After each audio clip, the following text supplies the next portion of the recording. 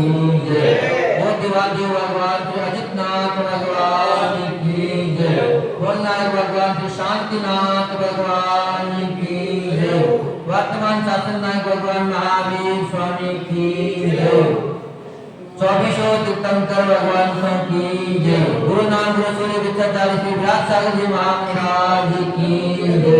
हम आराध्य गुरुदेव जिनागम पंच प्रवर्तक भावलिंगी संक्रांति विश्वनाचार्य गुरुदेव विमल सागर जी महाराज की जय।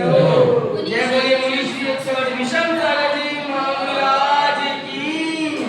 बोलिए श्री 108 विश्व सागर जी महाराज की। जिनागम पर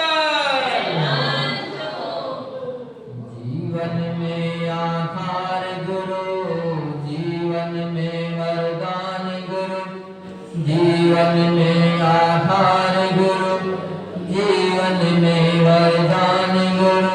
सदगुरु की जो राह चले बन जाएंगे भगवान जरूर।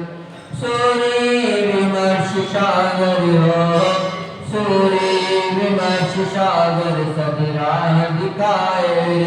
जीवन है पानी की बूंद कब मिट जाए। होनी अनहोनी हो, होनी अनहोनी कब क्या घट जाए। जीवन है पानी की बूंद कब मिट जाए। जय गुरु जनार्दन पंथो अनादि अनिरंतर जनार्दन पंथ जय। आचार्य लोग आज आपको एक सूत्र दे रहे हैं।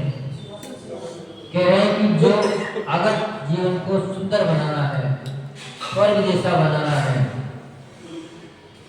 शांति से अपने को जीना है, तो एक सूत्र दिया है उन्होंने कि जो तुम अपने लिए चाहो वो दूसरों के लिए भी चाहना चाहिए। क्योंकि अपने लिए कोई भी बुरी चीज पसंद नहीं करता है। अपने लिए हर व्यक्ति अच्छी बात सुनना पसंद करता है, अपनी प्रशंसा सुनना पसंद करता है। किसी की चुगली सुनना तो फिर वह दूसरी बात है। अगर अपन चुगली सुन रहे हैं तो अपने लिए भी अपना बुरा कर रहे हैं। ये बता रहे हैं आचार्य लोग। कह रहे हैं कि ये सूत्र एक अमृतधारा की तरह है।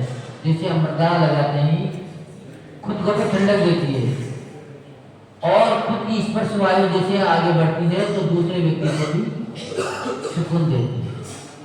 क्योंकि अमृतधारा का काम, गुलाब जल का काम ठंडक देना है। तो ऐसे नहीं, अपने बात की संस्कृति है कि वो व्यक्ति अपना तो भला चाहता है, साथ ही साथ दूसरे व्यक्ति का वो भला चाहता है। लेकिन पाश्चात्य संस्कृति में ऐसा नहीं। वहां केवल अपना तो भला चाहते हैं लेकिन दूसरे से कोई मतलब नहीं है। जबकि आचार्य लोग कह रहे हैं कि जो दूसरों का भला चाहता है उसका सुख का भला सुख ही हो जाता है, उसको भला करने की जरूरत। इसीलिए परोपकार को भी महत्व विशेष देते हैं। जबकि शास्त्रों में तो कहा है तो स्वउपकार करना चाहिए, और अपन सामान्य में देखते हैं तो परोपकार को भी अपनी भारतीय संस्कृति में महत्व दिया जाता है। वो इसीलिए है कि आज आपने अगर किसी का सम्मान किया तो आपने उसका सम्मान नहीं किया, अपने सम्मान का बंदोबस्त कर लिया। जैसे प्रभाव पहुंचेंगे तो वो भी अपना सम्मान करेंगे निश्चित। तो आचार्य भगवान कह रहे हैं कि सर्व भवन्तु सुखिनः। अगर अपने को ये सिद्धांत अपनाना पड़ेगा तो हर जीव सुखी रहे, हर प्राणी सुखी रहे, तो निश्चित ही अपन सुखी हो जाएंगे। पर अपन ने अगर दूसरे का बुरा सोच भी लिया, दूसरे की बुरा विचार लिया, तो उसका तो बड़ा कर्म होगा जब उसके कर्म का उदय आएगा। अगर उसका पाप कर्म का उदय नहीं है तो आप कितनी भी कोशिश कर रहे हो उसका कुछ होना नहीं। क्यों कलयुग में बात बताई थी कर उल्टी बात करने के बाद भी उसका काम अच्छा हो जाता है, जबकि वरना कैसा का बुरा। और जो व्यक्ति दूसरे का अच्छा चाहता है उसका तो निश्चित अच्छा होना ही होना है। उसके माध्यम से दूसरे को प्रसन्नता मिलेगी और खुशी मिलेगी। तो आचार्य भगवान ने एक दृष्टांत बताया इसमें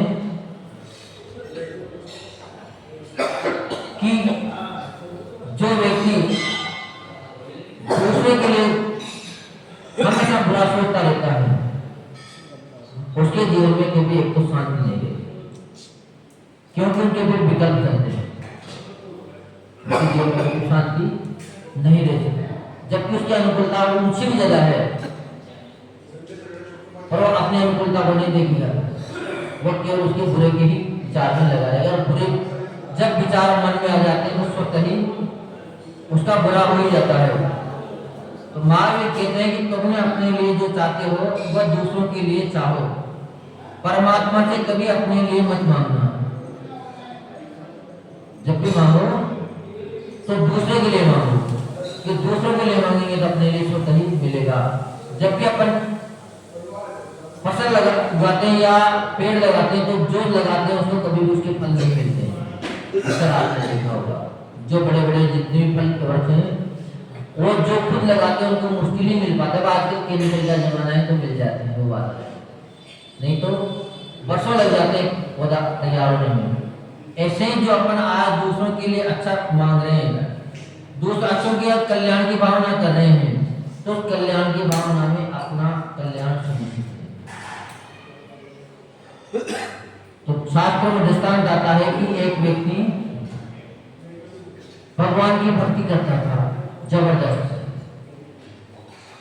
पर वह नीम लेने से डरता था, नीम कभी भी नहीं लेते। पर घर वाले चाहते थे कि किसी न किसी करके नीम में उलझ जाए, तो उन्होंने आके उनके नगर में जो गुरु महाराज आए उनसे बता दिया कि गुरुदेव हमारे घर में सबके कुछ न कुछ नीम है, पर हमारे दादा की कोई नीम नहीं है, उनको आप नीम दिला दो, और सबसे बड़ी वही है, उनकी नीम नहीं है। तो ठीक है, उनसे कह देना आज महाराज ने आपको बुलाया है, पर उनसे ये मत कहना कि महाराज ने नीम के लिए बुलाया है, उनसे ये कह देना कि महाराज आपको कोई भी नीम नहीं देंगे, और हम उनको नीम देंगे भी नहीं तुम्हारे कहने से, वो मांगेंगे तो नीम देंगे। तो जैसे ही महाराज जी के पास डाला गया है, महाराज जी ने कहा कि आप कितने बजे उठ जाते हो? हम 4 बजे उठ जाते, लोगों को नींद भी कमी आती थी, तो 4 बजे उठ जाते थे। फिर क्या करते हो? तो बस अपनी दिनचर्या करते हैं, दिनचर्या होती है हमारे काम में चले जाते हैं। महाराज ने कहा कि एक नींद ले लो, तो महाराज ने नींद लिया, तो ले तो लो, तो नहीं लेंगे। तो चलो क्या करते हो तुम लोग? भगवान के दर्शन तो करी जाए, और ज्यादा नहीं मत लो, हम नींद देंगे, दर्शन करने में कोई बिगड़ भी नहीं रहा, तो हम नींद नहीं देते। तो चलो ये बताओ, सुबह सुबह तुम्हें कौन दिखते हैं, सर बताओ। तो उन्होंने कहा कि हमारे सामने जो कुमार है वो दिखता है, और वो तो बिना देखे ही दिखता है, जैसे उठते हैं तो गेट के सामने वही खड़ा मिलता है प्रतिदिन। तो महाराज जी ने कहा तुम इतना ही कर लो, मंदिर भी बताओ, आने का समय नहीं है, रोज प्रतिदिन तुम उस कुमार को देख लिया है ना। अब उन्होंने भी सोचा कि अब साधु तो साधु है, कहीं ना कहीं तो उलझाए देते हैं, तब वो तो रोज ही दिख रहे, इसमें नींद की क्या बात है, नींद लेने में कोई अलग बात है नहीं। तो उन्होंने उस दिन नींद ले लिया। तो ठीक है, आप कितना ही कह रहे हो, तो सब रोज ही दिखते हैं, उनको देख के ही बात निकलेंगे, अगर उनको देखे मिलकर से बात नहीं जाएंगे हमारे काम में।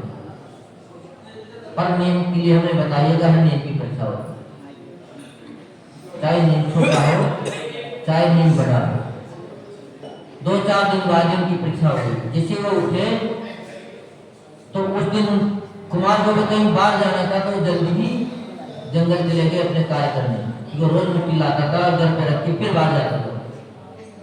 अब शेर जी उठे तो शेर जी को कुमार नजर नहीं आए, अब वो तो नीम को नीम ही, फिर क्योंकि जो नीम ले लेते फिर वो पालते भी बड़ी डरता से, कहाँ उलझ जाते, कहाँ उलझ गए, अब वो यहाँ है नहीं, हम कब तक इंतजार करें उसको।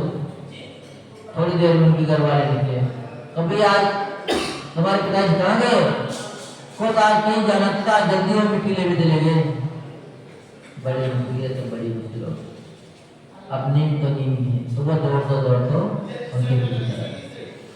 जंगल में पूछे हैं, वो खोद रहे तो मिट्टी खोदते हैं। उसी दिन आसमान चकना लगी तो उनको एक सोने की मोहर से भरा हुआ कलश मिला। खोदते खोदते मिट्टी में कुम्हार को, इतने में ये उनको देखने जा रहे थे तो इन्होंने दूर से कहे बस दिख गया, मैं दिख गया दिख गया दिख गया दिख गया। इन्होंने इतनी सी आवाज लगा दी और वहीं से वापस लौट गए। देख के ही वापस चल गए। अब कमाल ने सोची कि शेख जी हमने जो मिला उनको दिख गया, अगर हम नहीं बताएंगे तो शिकायत कर देंगे। बात ही सत्य है, पर फिर भी घर पे लिया है। घर पे लाते बड़े विचार राजकुमार उनको भी यह करो आधो बाल शेख जी को दे देना चाहिए ताकि राजा के चक्कर में नाम सुने। तो उन्होंने आधी हंडी खाली करके शेख जी के यहाँ पहुंचाया। शेख जी को भी खाए के लिए कब हमारे पिताजी ने कही आपने देख लिया कोई बात नहीं, पर किसी जी के मन नाम आते और ये आप रख लीजिए। अब इतना सा छोटा सा नीम लिया उन्होंने माना तो नीम का बहुत बड़ा पहली बात। नीम कैसा भी हो, चाहे ग्रस्त का भी नीम क्यों ना हो, लक्ष्य अपना होना चाहिए। लक्ष्य निर्धारित हो जाता है तभी व्यक्ति सोचता है कि कितना भी विशेष करने वाला हो वो भी व्यक्ति आलस में, और नीम होगा तो आपको कभी भी एक आलस नहीं है। और जिसका नीम पक्का हो जाता है उससे धीरे धीरे धीरे धीरे अपने धर्म की प्रवृत्ति बनने लग जाती, तो कभी किसी का वो बुरा सोचना नहीं। नीम के साथ ये भी हमने देखी कि जो नीम व्रत में उलझ जाता है, संयम में जो व्यक्ति आ जाता है उसके परिणाम धीरे धीरे सोते ही शांत होने लग जाते हैं। तो इसलिए कभी भी अपने को बुरा नहीं सोचना है और नियम हमेशा रखना है। लक्ष्य के बिना कोई कार्य नहीं करना चाहिए, चाहे दुकान का हो, चाहे व्यापार का हो, चाहे कहीं भी जानकारी क्यों ना हो। लक्ष्य पहले निर्धारित करो। लक्ष्य अगर निर्धारित है तो निश्चित ही मंजिल मिलेगी। आचार्य वर्गों ने फिर दूसरा उदाहरण दिया। नीम तो उन्होंने ले लिए, क्योंकि जब उंगली पकड़ में आ जाती तो फिर हाथ में पकड़ने की कोशिश करते हैं।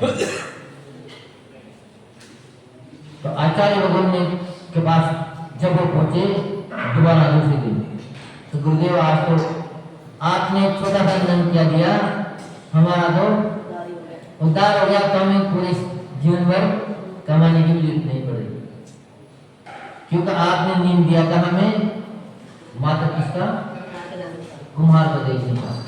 तो अब हम आज से ही जब कुमार को देखने के लिए हमें कितना मिल सकता है, तो वो भगवान को देखने से हमें कितना मिलेगा, तो स्वतः ही उसकी परिणति नीम लेने को। उन्होंने फिर सारे ही नीम ले लिए, धीरे धीरे धीरे धीरे करके आखिर यहाँ तक पहुँच गए दादाजी, तब तो महाराज जी की साथ है, क्योंकि जितने नीम ले वो लेते गए उतना ही उनका काम बढ़ता गया, उसके अंदर शांति आती गई। तो नीम का बहुत बड़ा प्रभाव है मेरे पास। उस दिन से जो दिल में जो ईर्ष्या थी दूसरों के प्रति एक और खत्म हो गई, और हमेशा दूसरे का बुरा सोचते हैं। तो इनका किसी न किसी करके बुरा हो जाए, किसी न किसी करके बुरा हो जाए, और उस दिन से उन्होंने बुरा सोचना बंद कर दिया। आचार्य भगवान यहाँ दूसरी बात ये बता रहे हैं कि कभी भी अपने को अपने लिए न मांगो, जब भी मांगो दूसरे के लिए मांगो, क्योंकि दूसरे की अगर दुआ करोगे तो निश्चित ही तुम्हें भी दुआ मिलेगी। और मन को हमेशा अच्छे विचारों में मिल जाएगा, क्योंकि दूसरों के लिए कब मांग पाओगे आप, जब मन में प्रसन्न विचार हो। अगर मन में दूसरे गलत विचार कर रहे हैं, छोटे विचार कर रहे हैं, तो फिर अपन कभी भी दूसरे के लिए कुछ मांग नहीं पाएंगे। तो जो अपन खुद के लिए चाह रहे हैं, अपन अगर अपने लिए अच्छा चाह रहे हैं तो दूसरे के लिए भी चाहो। ये नहीं है कि अपन तो वास्तविक चावल खाए यहाँ पर कर मिलने हैं, ये होता है हमारे तरफ अक्सर होता था। जो भी ले जाते थे क्या कहते थे, मंदिर वाले चावल दे दिए, मंदिर वाले बादाम दे दो, ये कहते थे हम कहने नाम ही मंदिर वाले थी सामग्री का, जबकि चीज तो एक ही थी, अलग कोई वस्तु भी नहीं थी। तो अपन अगर अपने लिए अच्छा चाह रहे हो तो दूसरे के लिए भी अच्छा हो, तो अपना अच्छा होगा तो दूसरा का भी सोचता ही अच्छा, दूसरे का अच्छा होगा तो अपना भी अच्छा ही हो जाएगा। क्योंकि अपन जितने भी सामग्री लाते हैं किसके नाम से आते हैं घर में, बच्चों के नाम से आते हैं, और खाते समय आप ही कुछ खरीद के लाओगे, क्या करोगे, चलो बच्चों के लिए कुछ तो ले चले, पर घर में लाके नहीं कि फिर आपको नहीं मिलेगी, वो सबको मिलेगी। तो दूसरे की निश्चित हमें ध्यान रखना चाहिए, जितना अपन ध्यान रख सकें। कभी अंधेरे में जलती हुई मोमबत्ती को देखना, सोचना मोम जल रहा है, पिघल रहा है, जलकर प्रकाश कर रहा है, जबकि वो बिखरी है। 7:30 नहीं होंगे, 7:30 तक करने के बाद बिना भी करना है वहाँ। तो कह रहे हैं कि अंधेरे में जलती हुई मोमबत्ती को जब अपन देखेंगे तो वह पिघलती नजर आएगी, और वो पिघलते हुए भी दूसरों को प्रकाश देगी। तो ऐसा ही जीवन अपना होना चाहिए। अपन चाहे दुखी क्यों ना है, लेकिन हमेशा मुस्कुराहट दूसरों को, जितना अपन मुस्कुराहट रखेंगे उतने ही मुस्कुराहट अपने को मिलेगी।